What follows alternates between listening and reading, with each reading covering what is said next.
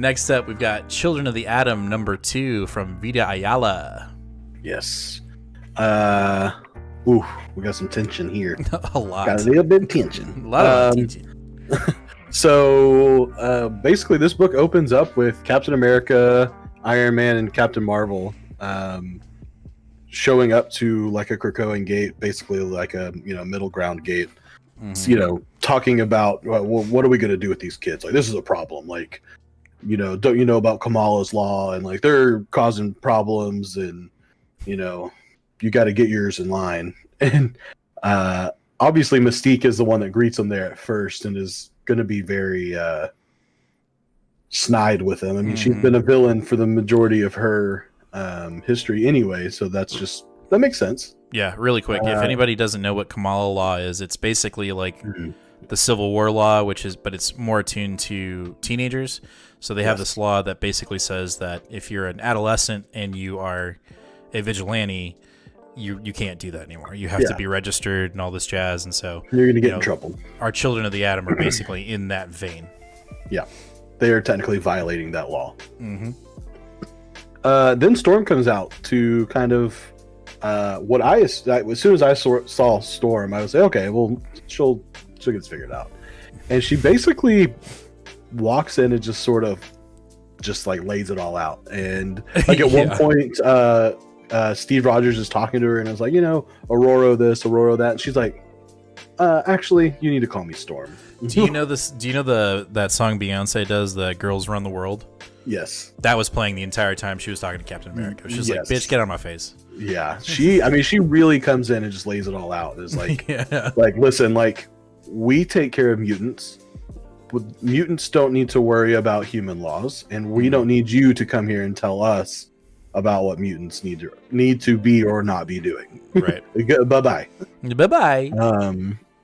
And then we get a snapshot basically of Gabriel's life. Like, we get a few pages of just like what it's like to be in Gabriel's head. Gabriel is Cherub. He's the one that is in the pseudo angel suit. Yes, Archangel suit. That's not technically. I don't know if that's more Archangel or Death. I don't know. Or maybe they're similar. I don't remember. I've read the Death storyline, which is in X Factor, but I have not read Archangel. Anyway, gotcha. Yep.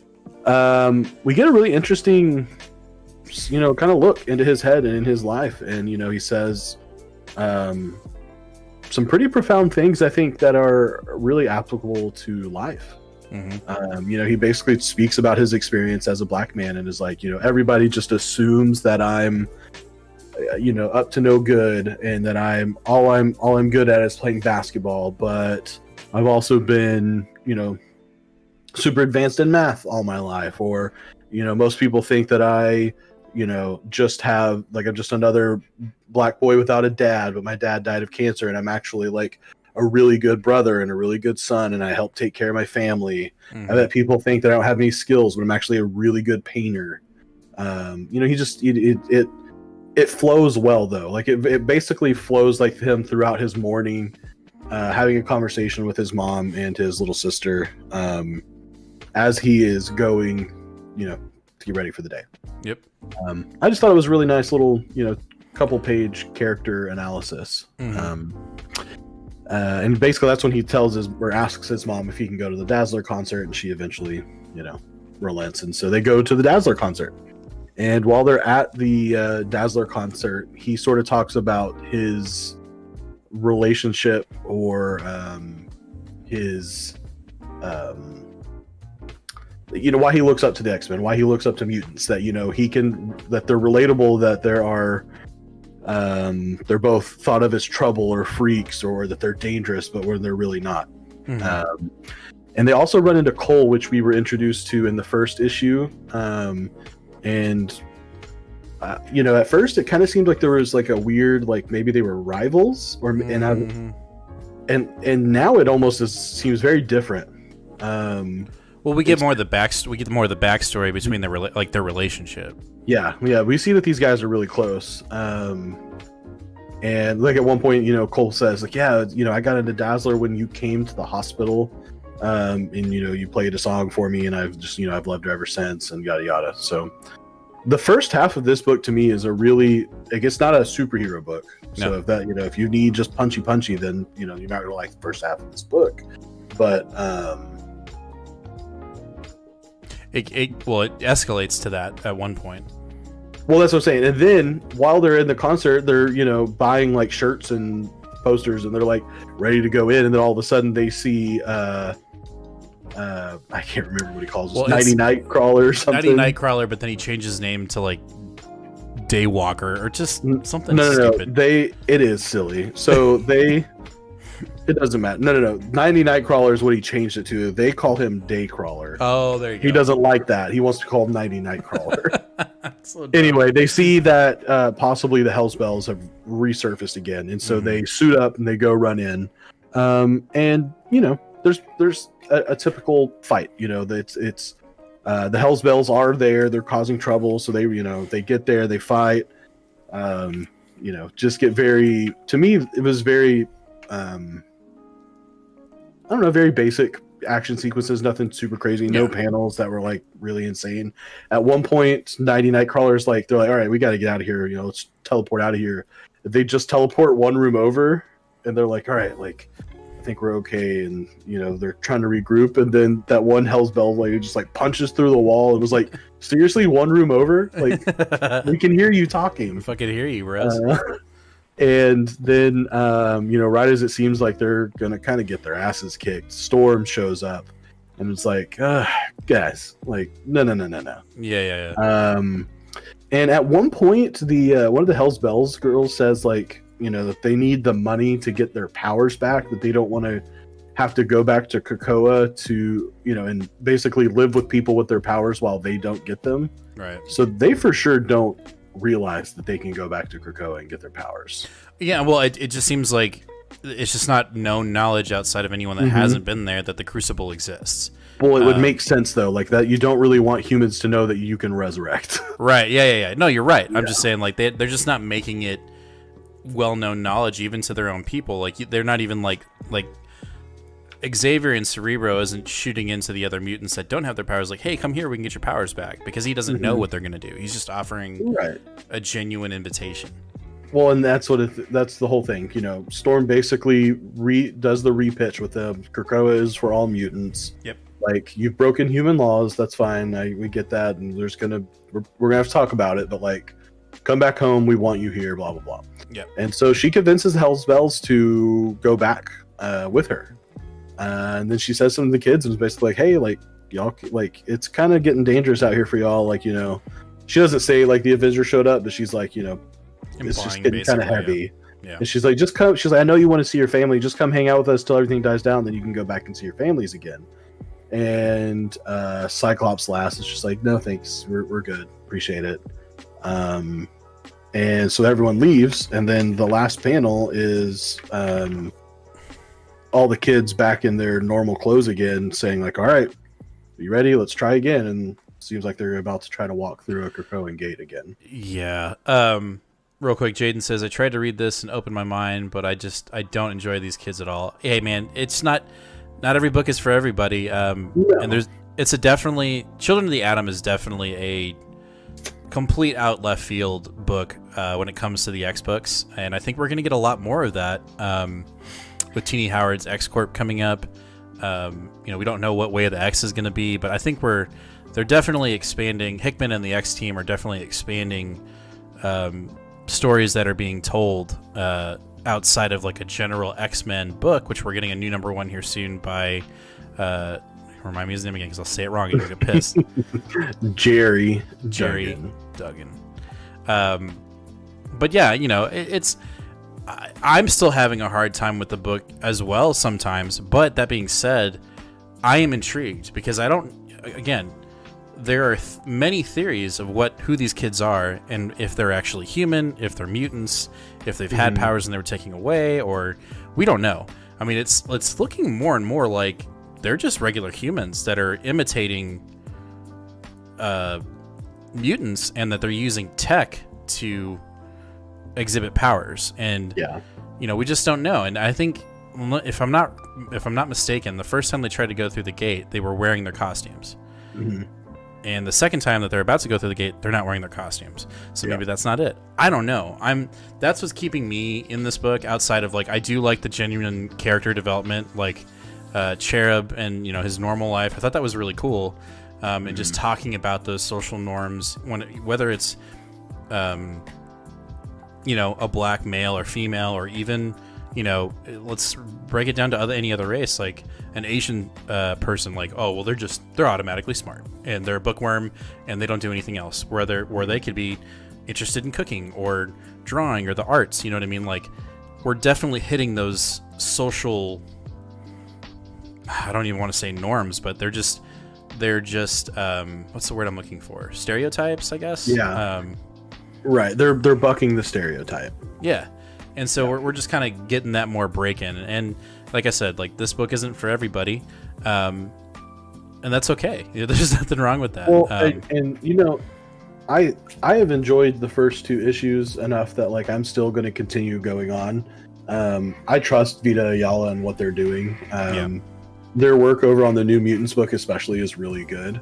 And that book is out of control pace. That thing, it's like Batman from last week. It's just, you are all over the place. And I think you can tell from how different these books are that they're trying to do something very specific here. Now that could totally fall flat, and we could be at a Fallen Angels point where we're 6 issues in, a book is canceled, and we go, listen, that book was bad. Yeah, it had promise. We thought it was going somewhere, and it fell flat. So honestly, Jaden, I wouldn't, if this isn't for you, right now, you're 2 issues in, just put that book towards something else that you think you'll enjoy more. For sure. And you can always come back to it if you hear us talk about issues 3 and 4 and maybe this seems a little bit more where we're going. But I